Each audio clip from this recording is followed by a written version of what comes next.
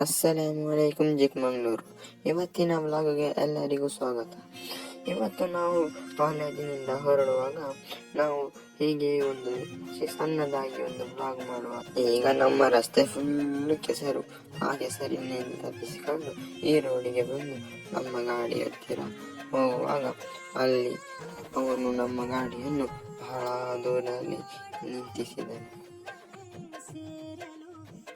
ಆದಮೇಲೆ ನಾವು ಹಾಗೆಯೇ ಹೊರಡುವಾಗ ನಾವು ಒಂದು ಸಣ್ಣದಾಗಿರುವ ಅಂಗಡಿಯನ್ನು ಕಂಡು ಅಲ್ಲಿ ನಿಲ್ಲಿಸಿ ಒಂದು ಜಿಮ್ ಜಾಮ್ ಬಿಸ್ಕೆಟನ್ನು ಖರೀದಿಸಿ ನಾವೇ 3 ಜನ ಶೇರು ಮಾಡಿ ತಿಂದೆವು. ತದನಂತರ ನಮ್ಮ ಊರಿಗೆ ತಲುಪಿದಾಗ ನಾವು ಈಗ ನಮ್ಮ ಮೊದಲನೆಯಾದ ನನ್ನ ಗೆಳೆಯನನ್ನು ಬಿಟ್ಟು ತದನಂತರ ನಾವು ಇಲ್ಲಿಂದ ಹೊರಡುವ ಎಂದು 3 ಜನ ಯೋಚಿಸಿ ಫಸ್ಟ್ ಅವನ ಮನೆಯವರನ್ನು ಬಿಟ್ಟು ತದನಂತರ ನನ್ನ ಗಾಡಿಯಲ್ಲಿ